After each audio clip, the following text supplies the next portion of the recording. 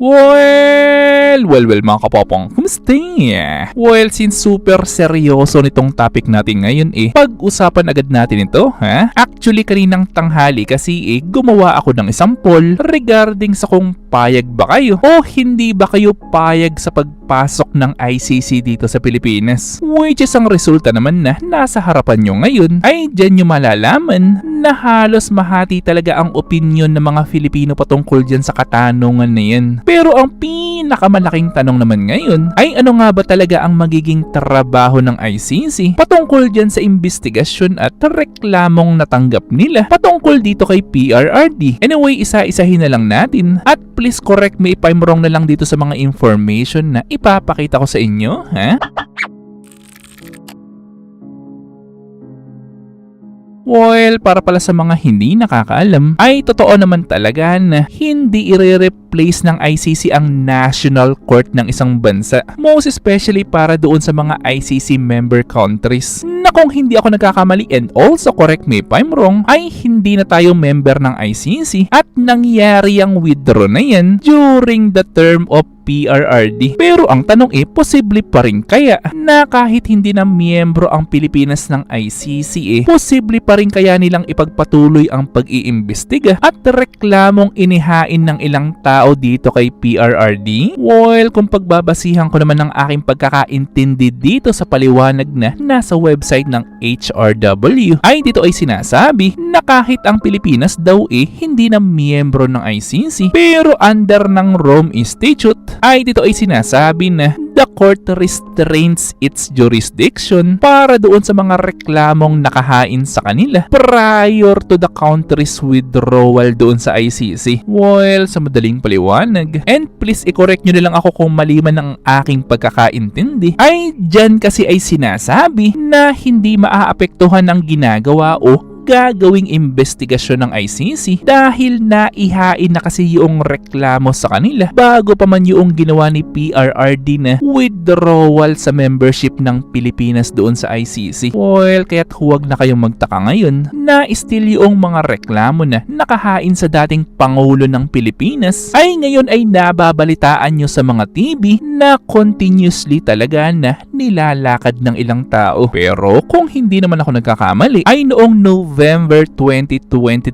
kasi nagbigay ng statement itong current administration natin na ni-reject o hindi sila tutulong sa ginagawang investigasyon ng ICC laban kay PRRD. At paniguradong alam nyo naman ang bagong balita ngayon na pati kasi itong mga anak ng dating Pangulo ay isinama na rin sa statement noong dating pulis na ngayon isa sa mga humaharap na testigo laban dito kay PRRD. Well, dahil nga dyan nagbigay naman ng statement o challenge itong si BP Sara na mag-file daw ng reklamo sa kanya, specifically dito daw sa Pilipinas. Well, sa madaling kwento at upang hindi na rin kayo malito, ay totoong pati itong mga anak ni PRRD ay idinadawit na rin sa mga issues ngayon. Pero ang isa pa sa malaking tanong ngayon ay posible kaya na kahit na nagsabi ang administrasyon ni PBBM na ni-reject nilang tulungan ang ICC patungkol doon sa investigasyon nila kay PRRD, ay posible kaya na palihim pa rin na makakuha ng mga ebidensya ang ICC dito sa Pilipinas? Well, ang madaling kasagutan dyan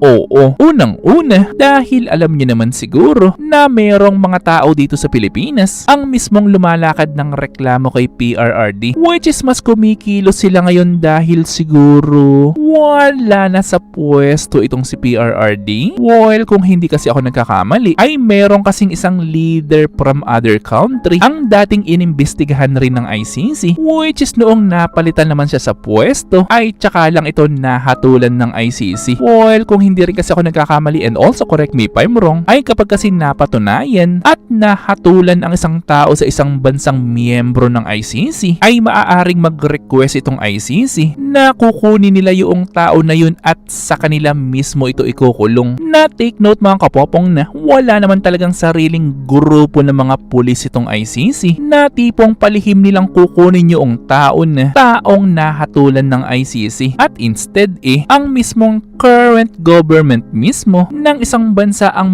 mapapasa sa ICC noong taon na nahatulan nila. Pero yun nga lang, dahil marami kasing mga Filipino ang medyo nagagalit sa sitwasyon na yan at ang ilang mga Filipino nagsasabi na meron naman daw tayong sariling justice system dito sa Pilipinas, ay bakit sa ICC agad dumaan ang reklamo? Pero honestly mga kapopong, ang medyo nakakalungkot kasi ngayon ay sa likod kasi ng mga problema sa politika dito sa Pilipinas ngayon ay mukhang natatabunan na talaga ang totoong problema ng bansa. At paniguradong merong isang tao ngayon ang sobrang saya dahil sa gulo na nangyayari ngayon dito sa Pilipinas. Pero ang tanong ko naman sa inyo ngayon ay ano ang masasabi nyo sa ICC? Payag ba kayo na makapasok sila ng Pilipinas? O hindi kayo payag? Well, syempre gusto kong malaman ang inyong mga opinion patungkol dyan. So, i-comment lang yan sa baba. Ito ay aking babasahin ng personal at pupusuan. At syempre kung minalaman o natutunan ka sa video ko, tayo mag-subscribe ka naman. At nandito rin inyong mga shoutouts. At kayo rin mga kapapang, kung gusto nyo rin magpa-shoutout o mag-request ng video, ay i-comment lang yan sa baba.